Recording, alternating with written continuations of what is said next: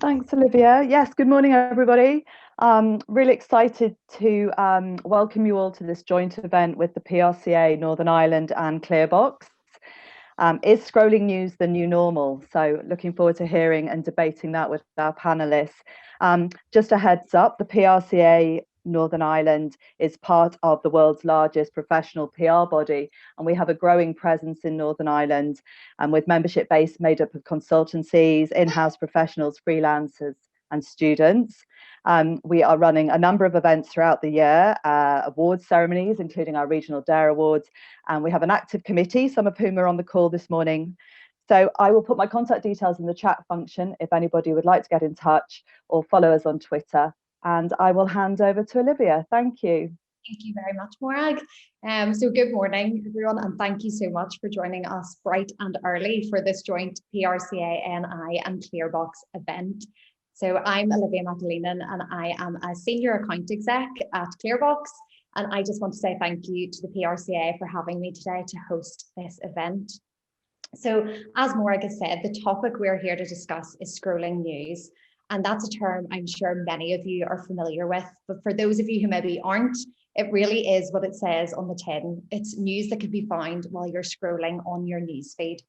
So over the last year, I am sure you have noticed the heightened prevalence of scrolling news and just how reliant we all are on social media to keep us up to date with what's going on in the world. So whether that's COVID news, entertainment news, or even where best to go for a walk, because I know for me, that's about all I do these days. But what does that mean for the media and the people who are actually creating that content that we are all constantly consuming? And how can we as PR people work with journalists to create really engaging online news content? So joining us for today's event, we have three leading digital media figures. So we have Ryan Smith, who is the editor of Belfast Live, Dickson, who is the new digital editor for Bauer Media NI, and Alexandra Ryan, who is the founder and CEO of Goss.ie. So before I get our panelists to introduce themselves, I just want to point out that today is obviously a Q&A. So please, if you have any questions, just pop them into the chat function and I'll be keeping an eye on that throughout. And anything that we don't get to today, just pop me over an email and I will pass it on to our panelists. So my email is olivia@clearboxcommunications.com. So that is definitely enough from me. So I will pass you over to our panelists just to introduce themselves. So we will start with Ryan. Yes, I'll try not to put you all back to sleep too early in the morning. So just I suppose to introduce myself, my background is that I started at the Fermanagh Herald as a reporter whenever I was 18. So I worked there for 3 years before moving to Belfast to work for Belfast Live as a reporter. I worked there for 4 or 5 years, and then around this time last year, with perfect timing, I moved over to London to work for Reach, one of our company's sites called My London. So I moved on, I think it was the 6th of March, and then 10 or 11 days later, we were all told to work from home. So it was poor timing on my part. And then the editor's job came up in September at Belfast Live. So I decided just to cut my losses and come back and take on that role. So I've been doing that since then. Brilliant. Thank you so much, Ryan. And up next, we have Emma Dickson. Thank you. Well, good morning, everybody. So a bit of background on myself. I studied journalism up in Coleraine, so a lot of love for the North Coast up there. And I've kind of always been obsessed with media and news. So there I kind of had a passion for radio up in Coleraine, and that got me started with Cool FM and the promo team with Olivia back in the day. And I just loved it, being out and about, meeting all the listeners and getting to know the local people a lot better. And then I got an amazing job with Penson Publications in Belfast, and that took me into publishing. That was Ireland's Wedding Journal and a couple of B2B brands as well. And that was an amazing experience. We had events both in Dublin and in Belfast, the Wedding Journal show. I'm not sure if you've heard about it, it's a bit of a big deal. So I had loved my time there, and we had magazines, quarterly magazines, obviously about weddings and real life stories. And then when in November, a job came up with Bauer Media, and I was just like, I have to nab it. And I've been obsessed ever since, started in January. So I'm covering all the digital platforms, social media, and the website for Cool FM, Downtown Radio, and Downtown Country. I was saying to Emma before we joined, I'm sure Nigel is quite happy to maybe not be getting those calls anymore. Said, Nigel, do you think that works for social or online? So no, it really is. It's brilliant to have someone there to look after everything digital. So thank you, Emma. And then last but not least, we have Alexandra Ryan. Hey, good morning, everyone. So yeah, my background would be, I started off in journalism. I worked in radio, national newspapers. Then in 2012, I won Showbiz Journalist of the Year at the National Newspaper Awards. So I kind of changed my trajectory a little bit and moved from journalism to business. I just felt there was a huge gap in the market for entertainment content and also breaking news content, which obviously we're going to be talking about, this scrolling news idea today of giving people entertainment news immediately. Just wasn't there at the time. So in 2014, when I was 24, I set up Goss.ie. So we're 7 years old this summer. Always first for entertainment news, Irish, US, UK, pretty much everything. And I suppose our USP would be how strong we are on social as well as our digital offerings. So we do a bit of everything. That leads on nicely to my first question for everyone. So it really is just how important is the social media side of things for your media outlet? So Alexandra, actually, we'll start with you. Yeah, I would say social media for us is absolutely crucial. And I don't think every publication would say the same, or they probably haven't said the same for the last couple of years. But when we started out, you know, when Goss.ie was first launched, the first question I asked was, how are people going to find the stories? How are people going to find us? And like I said, I was 24 at the time. I'd come from a national newspaper where I actually didn't think they had a social media account at all. And I couldn't understand it. So the first thing for me was like, we have to get to everybody. How are we going to get to them? And Facebook was kind of the main thing at the time. Facebook ads wasn't even really big back then. So if we shared a story, genuinely everybody saw it. So it was actually quite easy at the start to get the content out there. And then within the first couple of months, we launched an Instagram. And again, no one was really using Instagram in the same way. We used to put stories on the feed and be like, you know, this has just happened to Tom Cruise, like go to Goss.ie for more, that sort of thing. And now, it's 7 years old this summer, now 60% of all of our traffic comes from social. Our Instagram, we have 80,000 followers, we have 5 million impressions there every single week. So for us, it is crucial, you know, as well as getting the story out there, it's about getting the social element out there. We literally break that into two separate things: what's going on social, what's going on the site, and both questions are equally important. Brilliant. Oh, thank you, Alexandra. So Ryan, just the same question for Belfast Live.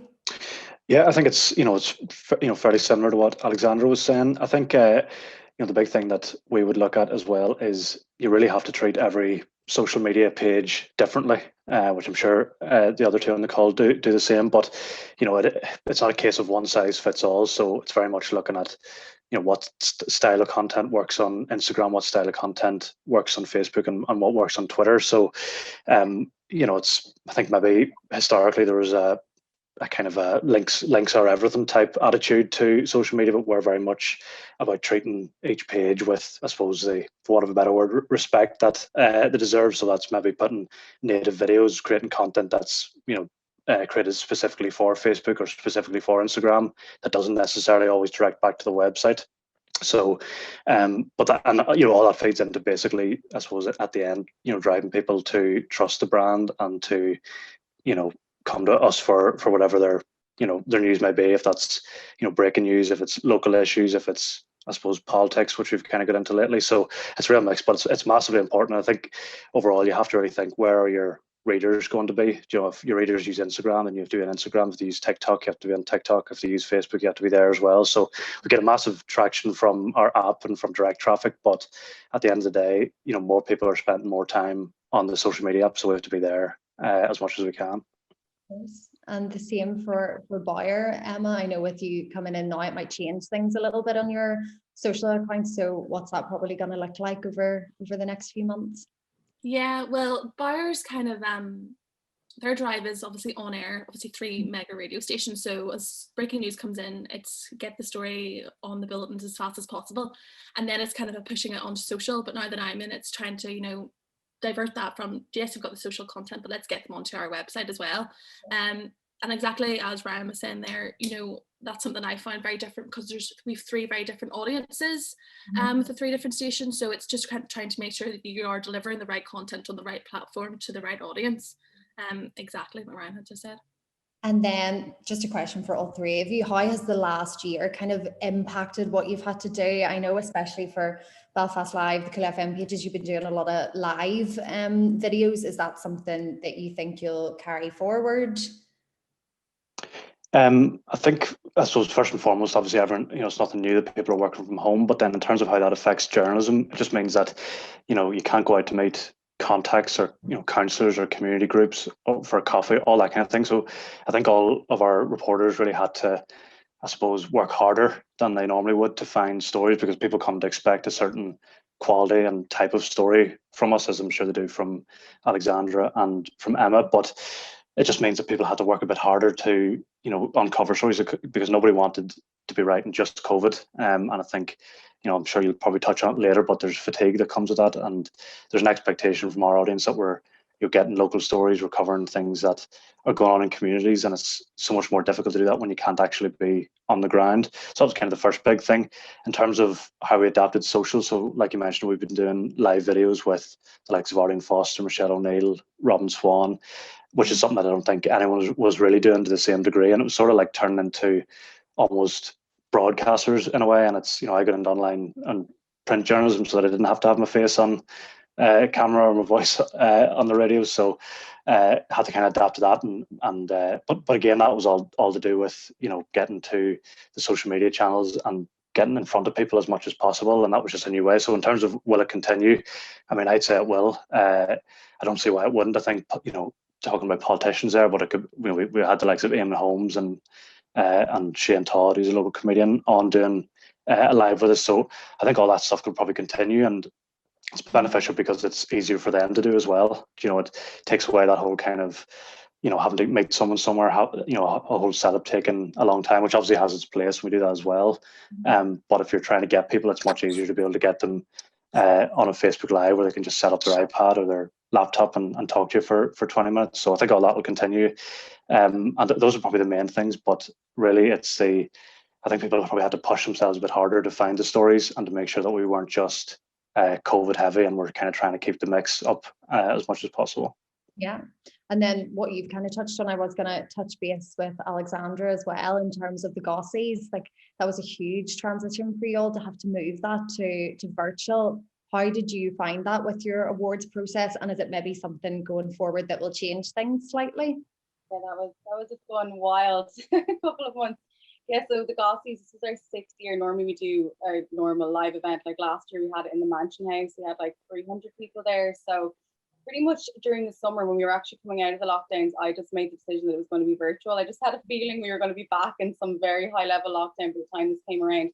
And a lot of people were really unsure about whether it was going to work or not, because you're asking, about 100 celebrities, brands to come on board to basically do an entire award ceremony via Zoom, basically what we're doing now, and to make it fun, make it entertaining, to have brand activations for it to work. So I think everyone was a bit on edge, but it just went so well, and the process was amazing. And we'd Lifestyle Sports, our title sponsor, we'd Aperol Spirits, we'd Mini Cooper, we'd really, really good brands this year. And I think what they learned from the whole experience was that people can still have fun, they can still be entertained through lockdowns, and it is just doing these virtual events and making them fun. Like, we sent out outrageously good goodie bags this year because we wanted everyone just to have fun, to have a drink, and to just enjoy the night. And even when we did the actual Zoom, the whole show's up on YouTube now, but when we did it, when we first logged in, you could see Nikki Byrne, Baz Ashmawi, Greg O'Shea, we were all chatting to each other, and they were all speaking to each other, being like, God, we haven't seen each other since the Gossies last year. So it just gave people a reason to get dressed up and to have fun. So similar to what Ryan's saying there, like when the pandemic first happened, I think every business, no matter what industry you're in, had a panic attack, and it was a roller coaster, and everybody lost clients. Like, we lost money overnight, bam. But you have to, and I think personally and professionally with all of this, is just be accepting and be adapting all the time. So we launched a chat show as well last summer, and we had Love Island people on it, we had American celebrities, Paris Hilton, all that sort of stuff. We were like, what can we do to keep people entertained? And when COVID first happened, our output actually increased by about 20% and our readership grew by 40%. And both of those statistics have not changed. So we still have excess readers, we still have excess content. And we were in editorial meetings at the start being like, right, we're going crazy, so we want to do more work, but also we want our readers, when this is over, at the time we thought it would be over at some point, when it's over, to look back and be like, God, they kept going. Like, we kept our podcast going, we increased the amount of interviews we were doing, we're literally putting out more and more stories every day. And when this does eventually end, like I know that our readers and brands will look back and be like, they kept going, they kept their content. And I think that's so vital for just brand loyalty and for your readers as well, to know that nothing has changed. And that's what the Goss Instagram stories for us always was about, was logging on and just forgetting about COVID. Like, we actually did a poll at the very start being like, do you want COVID content or not? Or do you want an escape? And it was like 98% said an escape. So it was difficult because we also wanted to make sure people understood how important it was to wear masks and stuff like that. So we started creating content where we were talking about celebrities wearing masks, like Jennifer Aniston, James Kavanagh in Ireland. That was our way of contributing to the overall story. And at the start, we made infographics of, what restrictions were happening, but we did it all in pink kind of bubbles. We made it fun, we made it cute. So we've kind of strayed away from the COVID stuff, but we've been trying to be informative at the same time. But I think, to answer your question there, the whole live event space, I think it's really exciting. We're definitely going to film the Gossies next year. Hopefully they will actually be live as well, but we're already talking to like a major broadcaster about putting it on TV, because I think the elements there, they work, and you'll see it now at the Oscars in a couple of weeks, the Grammys, the Golden Globes, they've all done it, the BAFTAs. There are ways to do it. I think some brands, publications are scared to actually take the risk, but I think this year, if it's taught us anything, it's to take the risk and just give it a go. Definitely. And I think those hybrid events will keep going forward. I know even for events like this, it works really well. It's good to bring everyone in this way. Sometimes you have to cut off the amount of people who can join an event. So no, it has really opened all of our eyes for different ways of even in PR doing things. So just for all of the PR people out there as well, one of my questions is, what can we be doing as PR people to help you create that online content specifically for social media? Would you prefer a shortened media pitch rather than a full press release? So maybe I'll go to Emma with that one first. I think what we're really looking for is just something completely new. Everyone, there's so much going on in the world at the minute, something that's completely new and fresh. In terms of the press releases, I'm not sure. We're all working remotely from home, so anything that's being sent is going to go to the studios. So we won't be getting them. But yeah, no, I think doing something that's new, something that's fresh, especially online and on social. I think there was something that came through for World Tequila Day, something that margarita pizza and things like that. That's so strange and out there. It's going to do so well on social and online, and that's what's finding those little nuggets of juicy bits of content like that would really work. Yeah, and I think it kind of blurs the line between, because I know sometimes something might be a little bit too commercial to go say on the website, but it works really well on social. It's the stuff that people want to see. Ryan, the same for you. Is there anything that you prefer to see when someone's pitching for social? Well, I suppose there's always been that traditional thing with PR, and where it's a picture and a press release, and it isn't necessarily the way that we would work. On our social media channels, we would use photos that go straight in Facebook, whatever they might be, or videos that go straight in Facebook. So I think there's probably an opportunity to vary the type of content that we're getting. And I'm not saying that everyone just sends a picture in a press release, but it definitely is the vast majority. And sometimes it's probably more effective. It's more effective for us as a media brand sometimes to use something as a native video than it is to put it into an article. Like an example would be the Fight Back NI campaign, which is basically around the public health message and targeting young people. They sent a video. I don't actually watch Dairy Girls. Is it Grandpa Joe? Yeah, is that right? But they sent a video of him telling people to basically be safe around St. Patrick's Day, and traditionally that would have went as an article on the website, but instead we just did it as a native video on Facebook, and I think it did maybe 120,000 views. Whereas if you had it done that as an article and linked to the article, that wouldn't have got anywhere near the same traction. So I think it's being open to varying things. And I know PR probably have their clients wanting certain things and a certain way of doing things, but from our perspective, if we look at a day and we're looking at the type of content we use, there's a total mix, and we'd use 3 or 4 native posts on Facebook page every day, and there's avenues there for Instagram, for Twitter. So it's a total mix of content, so it doesn't always need to be necessarily the traditional article and picture. Brilliant. And then the same for Alexandra as well. Just how is that kind of working for Goss.ie too? Is there anything you particularly want to see from PR people coming through? I think it's quite similar to what the guys were saying. I think video and photo for us, it just trumps everything. I honestly would steer away from PDF attachments. Like, I think keep everything in the body of the text of an email, get to the point straight away. Like, you know, you have to remember we're all getting, like, I don't know how many emails you guys get, but I get at least 300 emails a day, and making sure that the headline of the email is important enough that I'm actually going to open it. Now, I don't actually run the editorial anymore. Kendra Becker is our editor, but I still would keep an eye out for things, especially if it's with more brands that we work with. And very good example that Emma was saying about the National Tequila Day, like that was a really cool campaign from Clearbox. And when we saw that, we were like, that's going to do so well. Like, there was no question about it.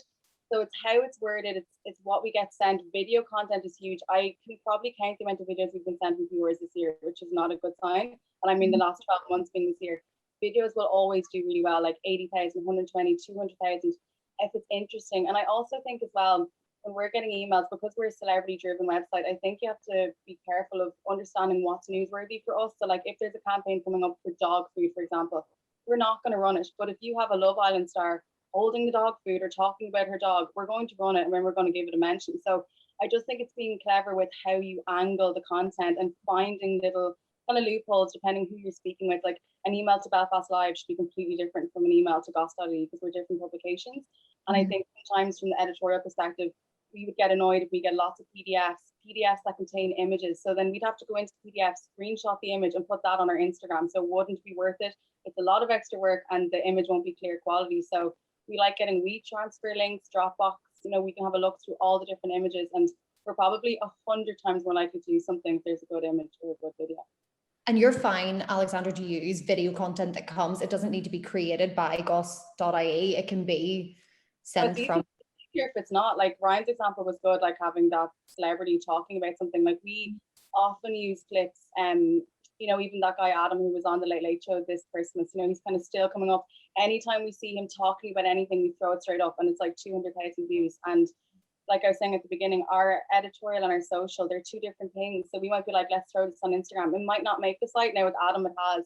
A lot of the times it does, but we'll kind of see how it does on Instagram. And if it starts getting really, really big, then we're definitely going to do a story on it. So I think for PR press releases, as long as it's something that's exciting, it's fun, if there's some sort of celebrity involved, or even if it's sad and it's heart-wrenching, as long as it's a video or a photo, we know that we're going to get good traction ourselves. So it's worth it for us as much as it's worth it for you. And then we're more likely to open your next email. That's the truth of it. Mm-hmm. No, and that I think it's really important for PR people to know. I'm going to point out again, if anyone has any questions, please do just fire them into the chat. Equally, if you do want to pop up, if you're brave enough to ask a question with your camera on or even just your sound, please do. We will jump into anything else. Is there a social media channel that you find your content works best for? I'll maybe put that out to Ryan first. I know your Twitter is where the majority of all news stories kind of go.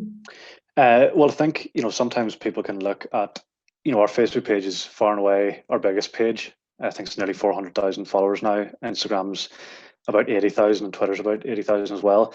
But, you know, my kind of attitude is, you know, I have to say that sometimes even to our journalists, that just because something doesn't go on Facebook doesn't mean that there's not an audience for it. And I think it just depends what the story is. And, you know, a story's best audience might be on the Instagram account, or if we have a journalist, which we do, who's covering politics and has a massive politics following, he might get more of an audience for a story by posting on his Twitter than we might by putting it on our Facebook, you know. So I think you know, Facebook office, you know, is, you know, as it is for most people, the main driver of traffic as far as social goes, but it doesn't necessarily mean that that's the be all and end all. And, you know, there's things like Facebook groups. You can use your own personal pages on Facebook and Twitter. So that is the main one. But, you know, my kind of attitude, like I was saying, is very much that, you know, it's about finding where the audience is, and that might not be Facebook. You know, if it's a lighter story, for example, it might be Instagram, or if it's, like I said, politics, it might be going through, you know, Twitter and going through like our journalist accounts. So it's a total mix, you know, and it's definitely not a case of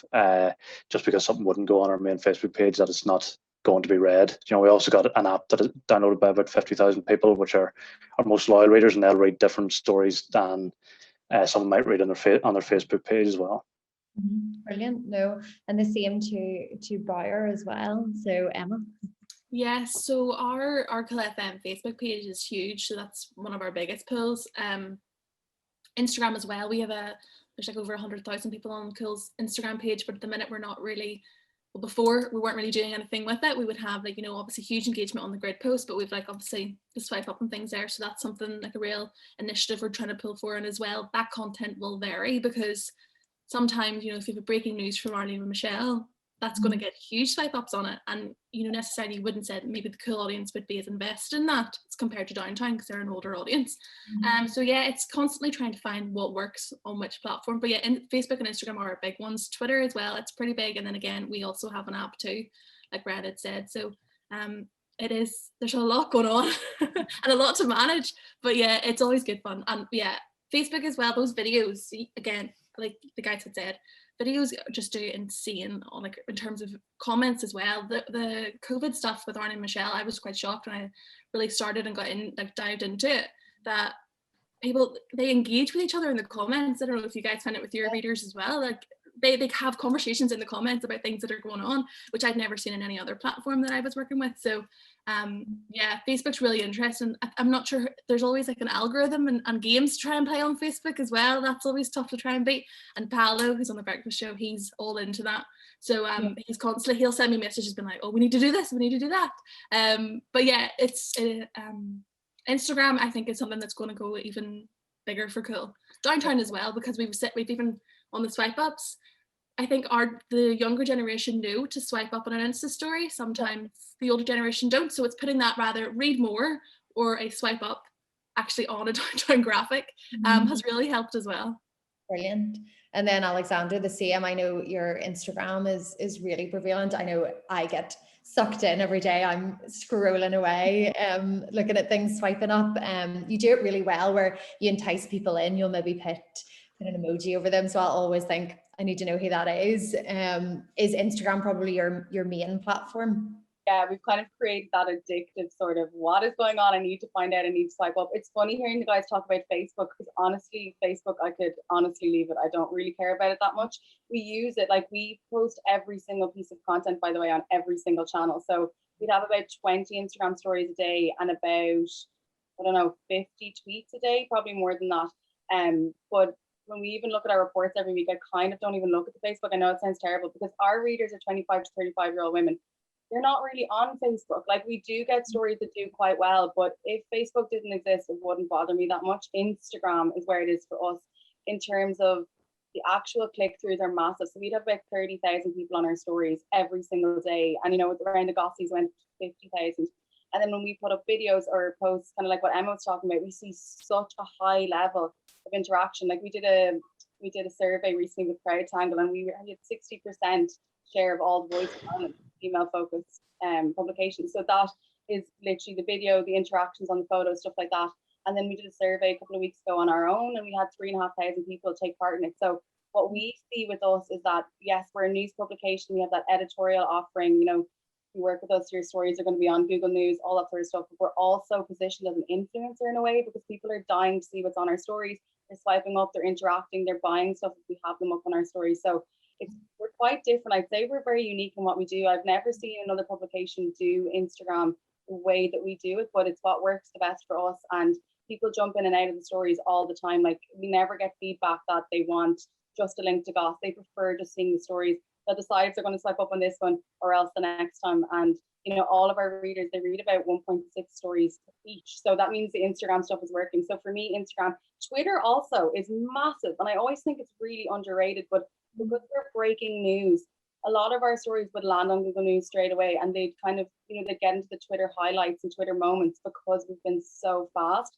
And also celebrities like to use Twitter as a way to give out statements. So if we share their statement or we do a story and we tag them, they retweet it. Like sometimes we've had over 1.5 million reach on one tweet because a celebrity has shared it. So I think Twitter is very underrated. But for me, the first thing I check in the morning as, you know, a media producer is Twitter for me. Yeah.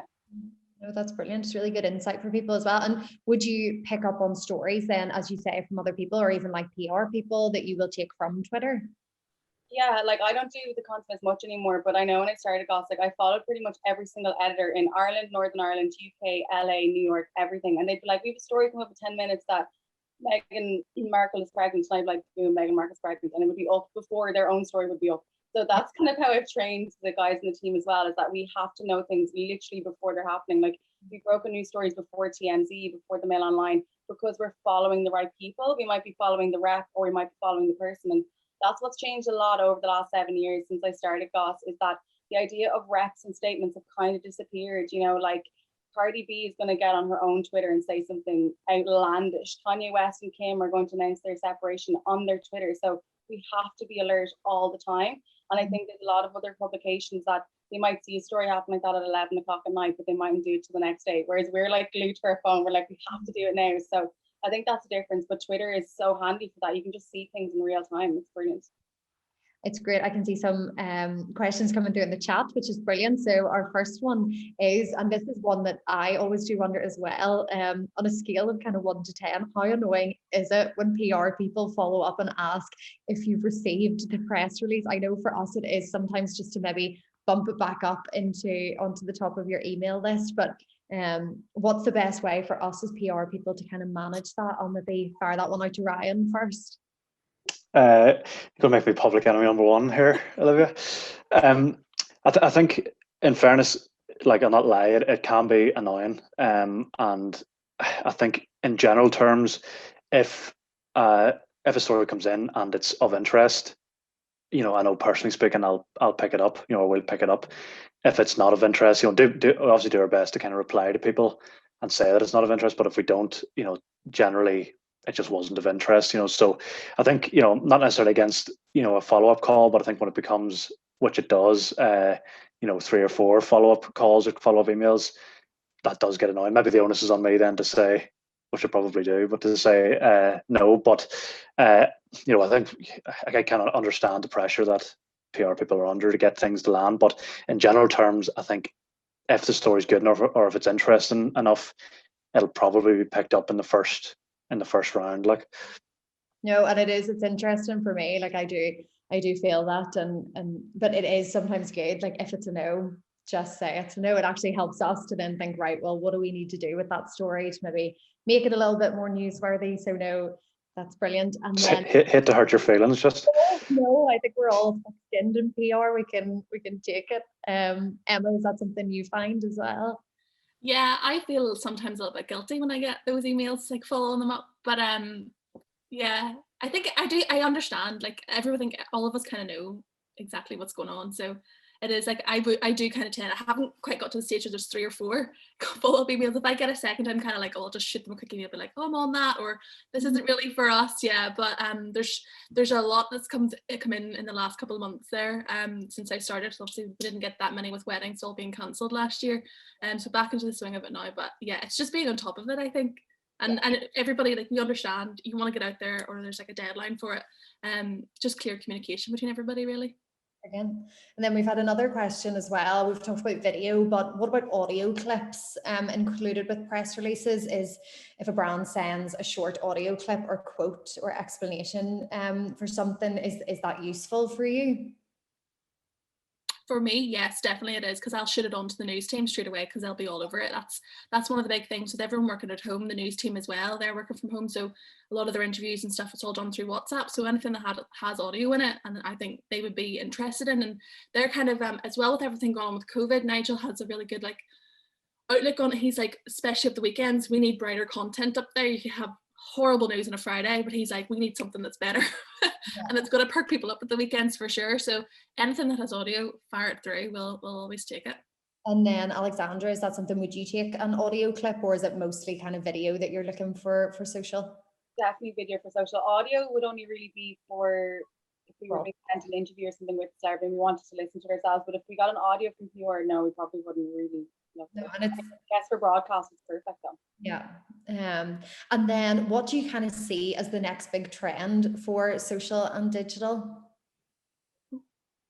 TikTok is up there, isn't it? Like, yeah, the Goss TikTok needs to level up. Like, we actually had one a few months ago. We haven't really used it, but I am still trying to understand, navigate, and use TikTok. But I'm like, this was Instagram when it first started. I was like, we have to get on it. And remember, there was like, oh, Periscope. Every time there's been anything that's launched, we've done it. So TikTok, we're on it, but we need to get more into it, I think, and start doing like branded reviews on there and start doing little 60 seconds interviews and stuff like that. So for me, it's a big focus, and I think that's a big trend. But then Instagram just in general, to be honest, like it's a full-time job trying to keep up with what they're doing and what they're using from other platforms, and they're starting reels and they're starting chat rooms and just keeping on top of that. And the live event space, I think, as you were talking about earlier, Olivia, I think that's really where everyone's attention needs to be. And I think if it's not there, it's a big mistake. I think utilizing all people's social media platforms, even YouTube, getting more into that space, I think they're going to be the big trends. Live events, and I think TikTok's only going to get bigger as well. And then Ryan, is TikTok something that you think that Belfast Live would ever tap into? Well, we actually have a TikTok, Olivia. Oh, do you? To surprise you. Well, we only started it about, I think, about 6 or 7 weeks ago. So at the minute, it's just kind of very much building it up. But it is, I think, like Alexandra was saying, it's trying to figure out, where your brand actually sits within that. Do you know what I mean? Like, it's not me that's running, it's one of our journalists, but I downloaded it to have a look, and it was the first time I've been on TikTok. And like, when you look at the kind of content that goes on it, it is trying to figure out how do we actually fit in here, as a kind of news brand. We obviously do lighter content as well, but if you're trying to keep the content updated regularly, what is the best way to do that? Do you need someone who's going to do face to camera? Is it just a case of putting clips of stories that you have that have videos? So we're kind of still in the very early stages of figuring that out. I don't think, correct me if I'm wrong, I don't think you can actually do swipe ups on TikTok yet, which kind of puts it behind Instagram as far as publishers are going to be concerned. I think at the minute it's more of a brand thing, and it's, I suppose, trying to tap into that younger audience and allow that association so that they use then the other platforms that we can actually direct them to the website. So I think Instagram is probably a lot ahead, very far ahead in terms of technically and what you can actually do with it than TikTok is at this point. But we're kind of dipping our toes. It's always good to get in early, and if that's a fad that kind of disappears over time, then so be it. But if it keeps growing, then you've hopefully got a bit of a base that you can work off. That's it. I suppose at the minute too, TikTok's one of those ones you don't really have a lot of control over it. You can't control where your stuff comes from the feed, what you're in between. So I think it's just maybe a bolder move that some brands might start tapping into more. But then you also go into that territory of, are people on TikTok to watch other people make funny videos, do a makeup review? Is it somewhere for brands and obviously journalists as well? But I think in the future it might start creeping up. And then Emma, you'll not see me dancing on TikTok anyway, so don't get your hopes up. It could happen. I could see Pete and Paolo and Rebecca doing great TikToks. Emma, is that something you'll look into? That is definitely something in the pipeline, yeah. As well, that's kind of what we haven't got one at the minute. We're kind of in like talks about it, because it's kind of like, as you said, Ryan, what are we going to be feeding them if we have them? So, and as well, like obviously Pete, Paul and Rebecca at the minute, they're not in the studio, they're all in 3 separate locations doing their breakfast show, so that's not ideal. But yeah, when that starts to open up, it's definitely a platform, and Paolo's on it, like, and Melissa as well, she's huge on TikTok. So I actually find it really hard. I shamelessly have to say, like back in March last year, was like downloading it and trying my own little lip syncs, and I could not get it for love nor money. So I don't know how they do the editing on that. I'm gonna have to pass that to somebody else maybe. Do you want to share your screen and show us one of those, Emma? Gosh, no, definitely not. But yeah, it is something, I think it is, like as Alex has said, that it'll be something to look forward to in the future. And I think Instagram as well, they're constantly coming up with ideas. So like you said, it's having to be on top of it all and see how you can adapt that to your platform. Yeah, I think it's really interesting to see new things popping up, because I think probably a few years ago people thought social media, it's a fad, it'll maybe go away, but it's just proven that it's growing and growing, and I don't think anyone has any fear now that it ever will just go away. Kind of the same thing with influencers as well. They've all really established themselves. So I think that we'll have to get a Clearbox TikTok. We'll get John on there doing some TikToks. We've had a great question from Claire Bonner actually, which is, how do you recruit, train and retain your best people, i.e. those with excellent digital skills as well as journalist skills? For me anyway, I always have hired people from the ground up who actually would have maybe some basic skills, but we basically have a training program for everyone. So every single person on the editorial team has a login to all of our social media accounts. So everyone who writes stories for us also does the sharing on social, which is quite rare. I know a lot of other companies would have a social media manager or, that sort of thing. We don't do that at all. Everyone gets a crash course as soon as they come in, understanding all the elements. And I think for publications and journalism, in my experience, the number one skill is learning and understanding what's newsworthy as well. Like, and I think that's probably the toughest thing. But I think when you get someone on board and they know what's newsworthy and they know how to use social, it's literally just from the ground building up from that. But in my interviews with people, I'm always like, who do you follow? What were you talking about yesterday in your WhatsApp group with your friends? Like, what do you think the biggest story was last week? And if they can't really answer those questions, like, there's a problem. Because when I talk to, we've an all-female team and all the girls are in their 20s, when I talk to them, they might be like, oh, last night, did you hear about this? And I'm like, why is that not on the site then? Like, if you're talking about it and you're interested in it, then our audience wants to know. So it's just kind of reminding them of that. But look, it is incredibly hard to find really good people that understand what's newsworthy, that are fast enough to break news, that can, traditionally journalism was all built up on contacts. It's quite different now with digital media. You just have to be able to watch things, spot things, catch trends, and that is a skill in itself. So it's taken a while. Like Kendra, who's my editor, she's been with me for 6 out of the 7 years, so I'm blessed with her. And Sophie, a new hire we had last year, she's been amazing as well. But sometimes it is a struggle, and especially when you're a breaking news site and you're very much social first, you really have to have people that understand it. So for anyone who's looking to hire stuff like, people in that sort of field, I would say in the very early stages of interviewing, asking them, are they on TikTok, Instagram, Facebook, who do they follow, what sites do they follow, have they ever done live event coverage on their phones, have they watched it, just having that sort of insight. Obviously the journalism aspect is important too, but if we're talking about social today, I think that's the most important thing, having people that follow really prominent accounts and that use social themselves. Like, sometimes people are scared to hire people that maybe have their own blog or, their own channel. We just have really strict rules. If you join Goss, you can't talk about Goss in your channels. You're representing the brand at all time. But sometimes it's a really good plus to have someone who edits their own videos for YouTube or does their own Instagram stories, because they understand the tools. And like Emma was saying, TikTok is so confusing when you look at it first. I literally had to spend 3 weeks figuring that out. But someone half my age probably has 1 million followers already. So I think sometimes it's good to get people from the ground up, just out of college, who know more than you do. Yeah. And then Ryan, for Belfast Live, do you have a specific social team and journalists, or do you kind of just all come in together? No, it's actually quite similar to Alexandra. So, I would take overall control over it, but the deputy editor would cover the socials as well, and then we have, all the journalists would get a chance to do, to not run the Facebook, but to essentially, to post stories on it, and that kind of thing, and post stories on Twitter every week. Like, so, we're kind of very much, I wouldn't say it's maybe as formal as Alexandra was describing for us, but we do talk people through all these things whenever they start with us, and there's an expectation that people do understand not just how to find a story, but how we're going to present that and how we're going to make it work across all the different channels. Yeah, no, that's brilliant. And then we've had a great question from Brittany. The way you're talking about having to be very fast paced. So what is the news gathering or editing or like sign off process like for digital when you're under pressure to break the story first? Well, I think it's, I suppose in general, if you're talking about, a big breaking news story where it's, it's a very strict kind of process in terms of accuracy. I think obviously we aim to get things out quickly, but if it's not accurate, then, it's bad for so many reasons. It's bad for the situation in general, it's bad for your brand, it's bad for the journalist who did it, so there's very strict things involved. But I suppose one of the things that we would do around getting around that, like, if there's a big breaking news, so maybe start like a live blog where we can get something out and get a little bit of information out and add to it as time goes by. That's if it's a big crime story or whatever it might be.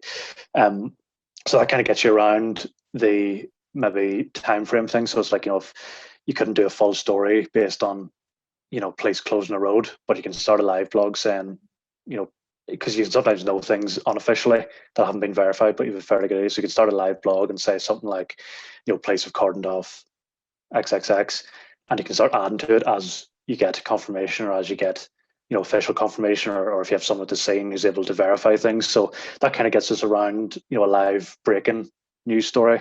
But it's very strict in terms of what we put out, and we'd only put things out if we're, 100% sure on them. Yeah. And the same for Alexandra. I know you're doing lots of like entertainment news breaking stories. So what's the kind of process behind that?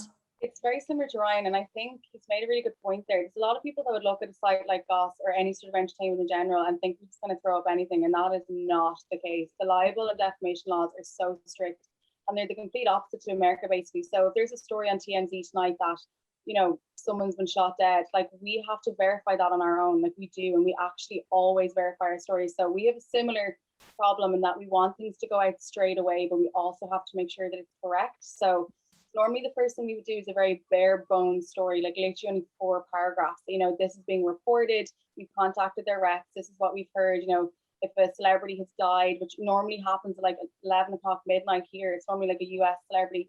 If someone's, you know, allegedly broken up with somebody, if a baby's been born, all that sort of stuff. It is quite stressful in the moment, but the first thing we do, so for example, like when Prince Harry and Meghan Markle announced they were expecting their second child, the first thing we did was we put the image that they released out. We didn't even write the story. We just put the image out on Instagram and on Twitter to make sure it was out there. And then we did the story with the bare bones. Then it was out everywhere. So it was ranking on Google, it was on Facebook. And then we jumped back in and then we padded it out. So that's how the girls would be trained to do things. So something massive happens, it's get it on social, it's breaking news, a very minimal amount of paragraphs that were on Google and that we've been ranked. And then after that, go back in. But you know, even when Khloe Kardashian and Tristan Thompson broke up that time, we contacted Khloe, like we contacted Tristan. We were like, is this true? You can't just throw stuff out. And I think people don't realize that. And obviously Ryan knows all about that as well, especially when you're looking at crime and political stories. But it's all about having the right contacts, having the sources. We would never just throw something out because we've seen it somewhere else. So it can be quite stressful, but there's such a buzz. And I'm sure Ryan, you'd say the same. When you get the story out there first, when you're following a breaking news story, you know, it's literally like following a car chase. That's what it feels like for us, because we're like, what's happening? Have they updated that? You know, we could be up for hours just following a story, and at the end of the day our readers will remember that we were the ones bringing them through it. So it's important to do, but you have to be so careful and extremely safe, and just, you know, always contact people and making sure everything's verified. Perfect. And then Emma, we've had another question come in, not breaking news, but is there a benefit to selling in exclusively to someone? Is that still appealing to get a story first? Where do you kind of sit in terms of backlinks? Do you link stories to brand sites, or is that kind of still too commercial for social media? No, we will do that. Yeah. I'm trying to think of an example off the top of my head. But yeah, we wouldn't mind doing that. Like, we have like our website, it's like accredited and stuff, so we wouldn't mind doing that as well. And like I said, like Alexandra, like that rush you do get when you get an exclusive, for sure we would do that as well. Like we've done a lot of stuff with Arlene and Michelle after the press briefing. We did one there for International Women's Day, and the response we got off that was amazing. And I couldn't believe whenever we got like the exclusive of that. When Sarah was interviewing her, the question she was asked, that's something that no one has ever asked Arlene Foster about things like that. And I was just like, this is going to be so big. So yeah, it's, I think having the right contacts and making sure that again, it'll all be verified and things like that. But yeah, we're good to get the exclusive and to add a backlink on it. Yeah. And Ryan, same for you. Does an exclusive kind of entice you in more coming from a PR person? I think the bottom line is, I suppose, if the story's, you know, if the story's strong enough, then yeah, of course, you know, if it's a story that we're very interested in and we know that we're going to get it, you know, either before everyone else or, you know, totally to ourselves, and yeah, it would definitely entice you. But at the end of the day, you know, you can't just say, sometimes you get pitches that are, you can have this first. It's like, we don't really want it, you know. So it can sometimes be a thing, but I mean, generally, I think it covers all types of PR. You know, if the story is strong enough, then absolutely, yeah, it's appealing to us. And are you okay to do a brand link, Ryan, or do you always have to go back to the website? By backlink, do you mean, does that mean a hyperlink back to a brand, or does that mean? Yeah. I think it's case by case. I mean, I think our attitude probably would be that if, you know, the brand is getting enough of a credit within the piece or whatever it is, and that's probably, I think it probably does veer into advertorial from our perspective. But I suppose it does depend. You know, it could be something along the lines of, but you know, this is not, you know, consumer PR, but if there's likes of a government announcement about, say, COVID restrictions, and you know, there's I don't know, not to sound really boring, but like full legislation at a link that we're not going to include in the article. We might link back to that. So I know that's not strictly consumer PR, but I think generally link backs can be, I suppose, a bit on the commercial side of things. But if it's something that is of overriding interest, then we probably could. And is that something that Goss.ie look at, Alexandra? Yeah, we do go out of our way actually to credit brands if we get exclusive content. So for us, when you're saying exclusive, what we would want is an interview with the person. So like that's sort of how we work with viewers. So if there's an influencer or a celebrity attached to a brand campaign, if we can get our own interview with them and ask them about other things, we'll have a full literally block of text pretty much at the end being like, they were promoting this campaign, here's a link back. But if we're not getting exclusive contact, or we're just being sent posts that everyone's been sending, we're very, very much less likely to include a backlink. We'll still say where the posts came from, but we would go out of our way to do it if we actually got our own exclusive content. And we'd probably run 2 or 3 pieces from that interview as well. So that's something that's important to remember. I think when you have someone linked to a campaign, you're more likely to get a few stories and a few backlinks, so that's where we would definitely put the most focus on. If we could get people to ourselves and not round table interviews, like genuine one-on-one, even just 2-minute phone calls, we're way more likely to push it and go big with it. Yeah, no, that's so good to know for future. Thank you, Alexandra. So then another question we've had kind of going forward in the future, obviously your industry and our industry run so closely together. What do you think is maybe the biggest challenge that we're going to face going forward? If there is any challenges you think that could arise? I don't know, with the industry in general, yeah, just looking to the future, what is the biggest challenge to your industry?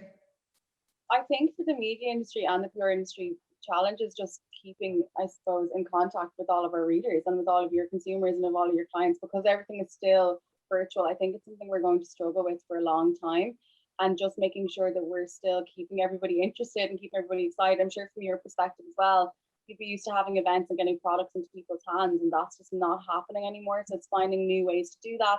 And even at that, like, I get so many deliveries every week. I don't even share everything that we get. So it's making really smart decisions, making sure the packaging looks nice. And then it's the same with us from a content perspective. How do we keep people interested? How do we keep them swiping up all the time? So I guess the problems are the same as if we weren't in COVID. The only difference is we can't do the live element. We can't actually really get to know our readers face to face, as you guys can't get products into people's hands and get direct feedback and have brand activations the way we used to. But I'm not really that concerned, to be honest. I was worried at the start, but things are really looking good. I think the industry as a whole has adapted really, really well. I think the PR industry is doing such a good job, and there's been really good online activations, really good events like that Margarita Day, like small things like that, they really stand out. And there's a lot of PRs that aren't doing that, but you can see the ones that are. And I think media and PR are working together. I think they've worked together probably better this year than in a long time. We've more time for Zoom meetings. It's easier to email people back. There's not many excuses now. So I think it's going well, and I think it will go well. I don't think there's too many challenges ahead, to be honest. No, that's brilliant. I think it's nice to have a nicer outlook at the minute going forward. Brian, this is probably one for you. Of like with scrolling news, you also now kind of get the terms clickbait.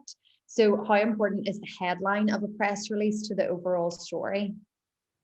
Clickbait as a phrase, as you'll probably not be surprised to know, annoys me, because I don't think a lot of maybe readers understand, or anyone really necessarily understands what clickbait actually is. I think clickbait, my definition of clickbait, is when something is oversold and the content of the story isn't reflective of the headline.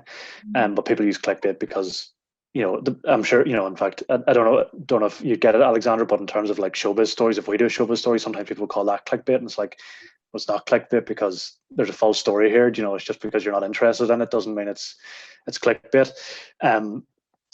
But in terms of how important the headline of this press release is, I think it's pretty much key. And your email subject line is pretty much key, because I've actually off this week, and I had a quick glance at my emails there just to get this Zoom link, and there's so many in there that I've dread to think on Sunday night having to go through them. But the first thing you see is the email subject line, and then if that's interesting enough, you'll click in, you'll scan the first couple of lines very quickly, because you're going through things quickly. You don't have time to read things necessarily in depth. So that's how I suppose a PR grabs a journalist's attention, is by headline or by the first couple of words, and journalists are trained and they're kind of have been doing it, many people doing it so long that they can understand very quickly if something's going to work or if it's not, and that's how we do it. No, that's really interesting. I think it's the same type of way when you are scrolling through your newsfeed. Like, you need to have a strong headline to get the people. It's not clickbait, it's click-throughs, getting them to want to click onto that article and read it. So no, that's brilliant. What, Emma, do you kind of look for in a press release headline? Is there anything that stands out for you? I'm all invested in the local content. So Yeah. Something that I know, we got a press release through the other day about Colin Glenn's Alpine roller coaster. And that wasn't something in my research, having just been there, I didn't know if there was an article previous to that someone had posted. So there was nothing uncool for it before. Stuff Belfast Live had shared it, Belfast Telegraph, it all been discussed last year when the initiative went through. I shared an article this week and there's thousands of likes and thousands of comments on it, and I was like, I thought this wasn't breaking news almost, but it was just something different in somebody else's newsfeed that they've scrolled through, clicked on it, and then shared it. So I think there's that type of look, like, especially we're kind of invested in ourselves over here. So yeah, if there's something that's especially local, like a local business or brand or product, we'd definitely be up for sharing things like that. Brilliant. And the same for you, Alexandra. Is there anything that you find works really well in a press release that stands out first off when you read it? Yeah, I think a press release is just like a news article. It has to be a hook, and I think the title of the email is the most important thing. Like I'd say, we get so many, I'd say the girls don't even open all of them, to be honest, unless there's something really big. And obviously for us, because we're showbiz focused, it would have to have either an entertainment angle or something that we think is just going to go viral. And we'll pretty much gauge that just from the subject line. So for me, it's the subject line, and like I was saying earlier, not having an attachment in a PDF and having an image, having a video, so that we don't even really have to fully read through the email. It's just we can click on the video and be like, oh, that's cool, that's going to do really, really well. And we know very, very quickly. And like, this is the problem when you're in breaking news, we need to know quickly. We don't have time to be reading through and trying to analyze and trying to understand what the email's about. It's like the basic line, what is it? Here's the content, and then we'll decide straight away. You keep it short and sweet in your kind of pitch and get to the point quickly. Well, no, we're actually we've hit 10 o'clock, so we've hit our full hour. If anyone has any very last minute questions that they want to ask, please pop them in now, if we have anything. I think that is probably everything, but it has been fantastic to talk to you all, and thank you so much. It's been so interesting. If anyone does have anything that they want to send over to the guys, please just send it through to my email, and that's olivia@clearboxcommunications.com. But just a real thank you to everyone, and thank you to Morag for PRCA hosting and Clearbox for today's event.